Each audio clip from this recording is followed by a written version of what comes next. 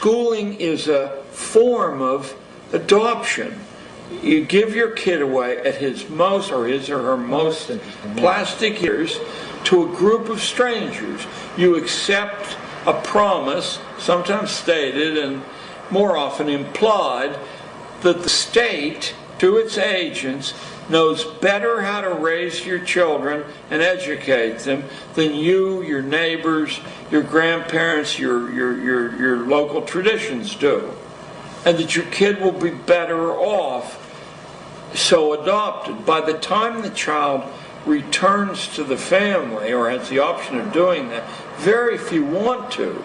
Their parents are some form of friendly stranger too, and why not? In the key hours of growing up, strangers have reared the kid. Now let's look at the strangers, of which you were one and I was one.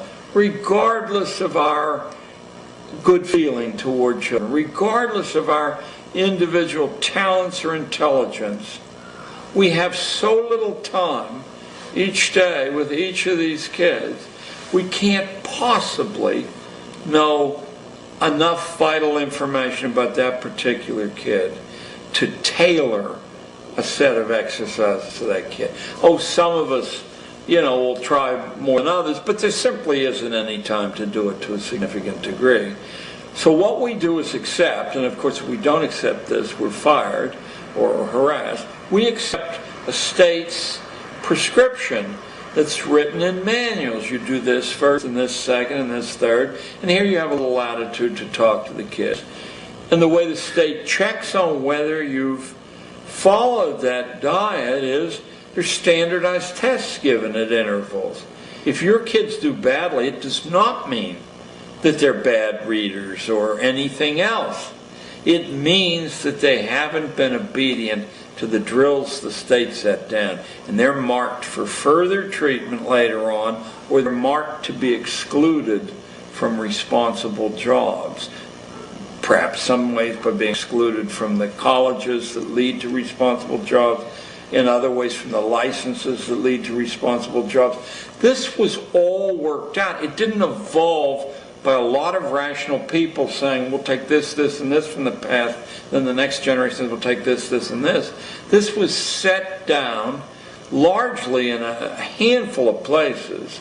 Prussia was perhaps the most prominent of those places. And the Prussian experiment leaped into the United States almost immediately in the 1840s. Leaped into the United States. Its propagandists covered the country here.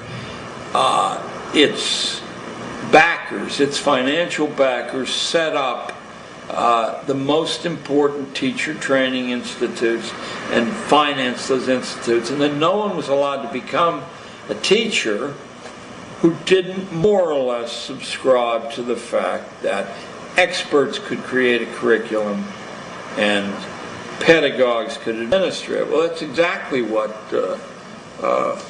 Horace, the Roman essayist, talked about in several of his essays. He said, the master creates the lessons. The pedagogue, the teacher, administers the lessons. But if you find the teacher creating the lessons or deviating from the direction those lessons are headed in, you get rid of the pedagogue. But the people who gave us schooling weren't these wealthy people. They were utopian thinkers who believed the family and tradition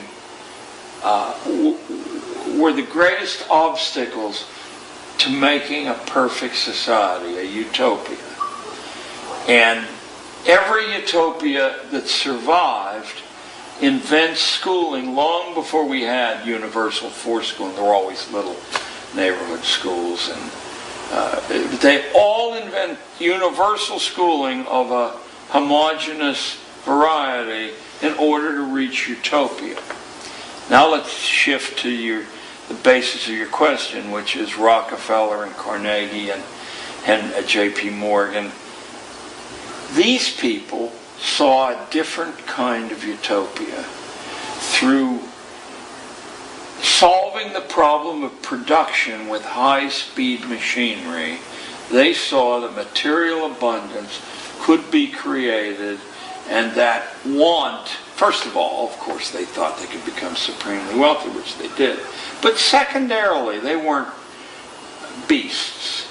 They thought that this material abundance, since they had abandoned a belief in a creator or an afterlife, this material abundance was the best that a human life could aim for. And to do that, the family had to be moved off center stage, and the children had to be processed like raw materials.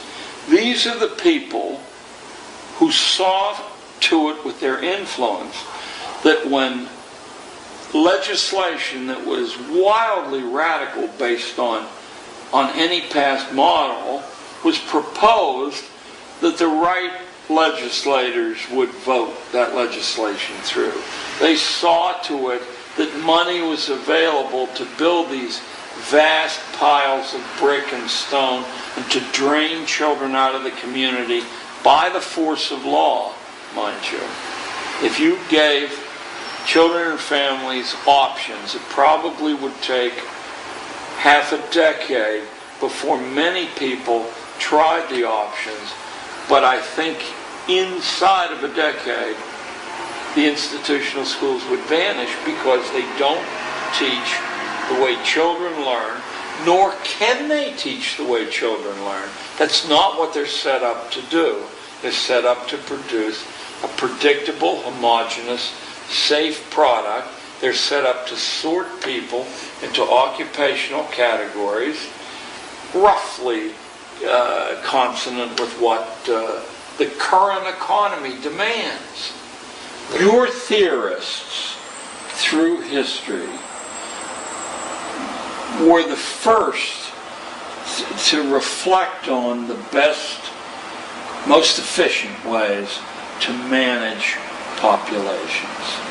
And your theorists worked out state institutions very early on. I'll give you one example that caused the socialization of populations and the stratification of populations to take place, I won't say indelibly, but certainly to an extreme degree, very early on in the 17th and by the middle of the 18th century, the stratifications across Europe were perfect, and there was no way really to escape unless you were a highly unusual person and you could see through a lot of the constraints on us, a lot of the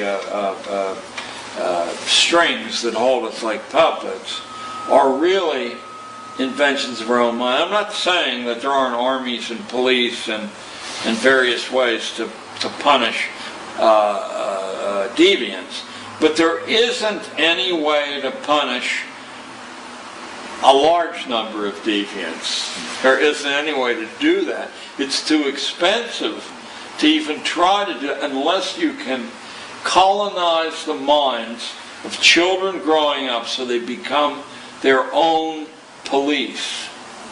And they will report other children who are deviating.